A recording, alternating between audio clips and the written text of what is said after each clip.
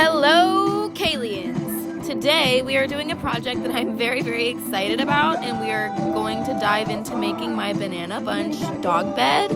Honestly, as you can see, I lay on here too, and if I'm feeling extra cuddly, me and my son sometimes lay on here, so let me show you what that looks like, although I'm not going to put my son in the video. So here we go. Looks like that though, very cute. I absolutely adore this. So the last touch, I did not film it, but the last thing I'm gonna do is, as you can see, I'm kind of pulling those bananas together to make it close so we can lay on top of it again.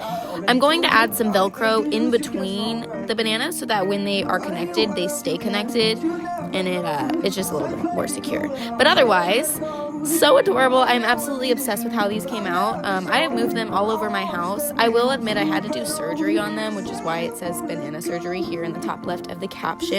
At the end of the video, you will see me have to hand stitch some of the holes up because my dogs play on them and lay on them and they're kind of rough. But let's dive into it. Let's go.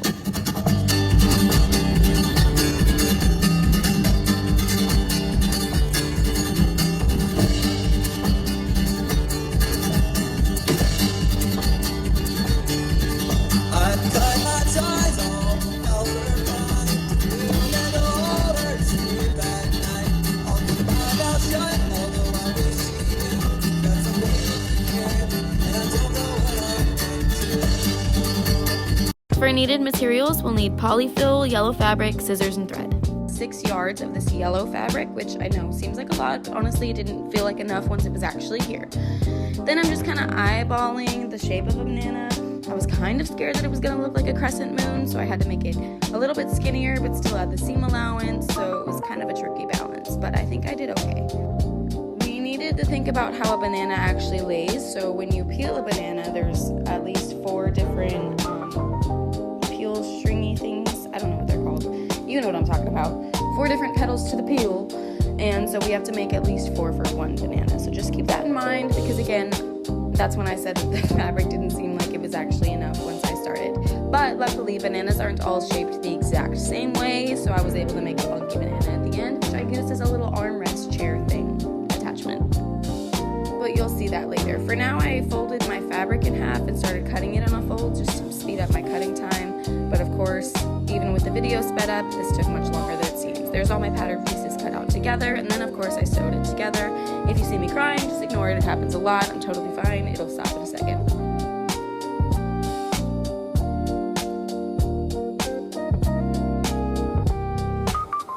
Sew it all together, and then once it's sewn together, we're gonna flip it inside out, which I didn't show, but I also bought this big old bag of stuffing, and then we're gonna stuff those banana peels and stitch the hole closed. Now we're gonna stitch the top of the bananas together like they would be bunched in a bunch together. And then I'm adding a green layer and a brown layer on top of that to kind of mimic the stem, and then of course the brown little circle at the bottom to again mimic how an actual banana would look. And there are 3 different ways that we can lay down on this banana, so I love it.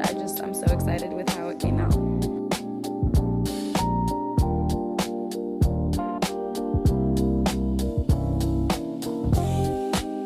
So this is what I was referring to in the beginning of the video. As you can see, it has been a few months. So I originally made these bananas back in November. It is now almost March of the next year, and my dogs have used these bananas very well. They are very much loved by them and by me.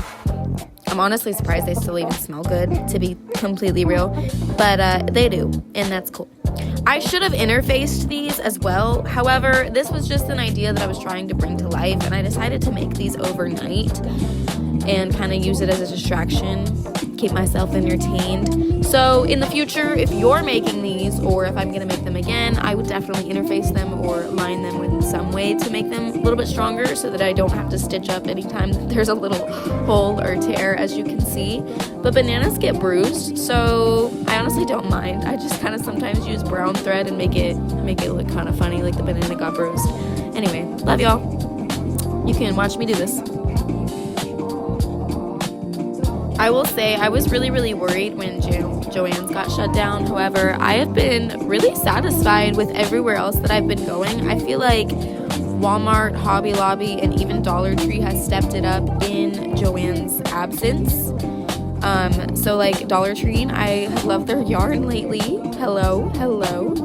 Walmart's fabric selection is so much wider than it used to be. I can tell you that firsthand. And it is very cheap and still not bad quality at all, actually. So I love it. You're new to crafting, that's where I would recommend. Go there, babe. Mwah. I wonder all the time how many of you actually make it through to the end of these videos, because when I'm editing these, for example, I have to watch it like 5 different times. And as you can see, this is a 10-minute video. However, the footage usually starts with like an hour or more of footage before I have to speed it all up, cut different parts out, etc., etc. So I personally get kind of tired of watching my own video before I even post it. And there's like, I think it's literally just because I've had to watch it like 600 times. So that's super fun. If you make it to the end, I would love to know. If you've made it this far, put a yellow heart in the comment. Just curious to see how many of you actually followed through to the end. I also am very, very, very excited to announce that I will be having a giveaway soon.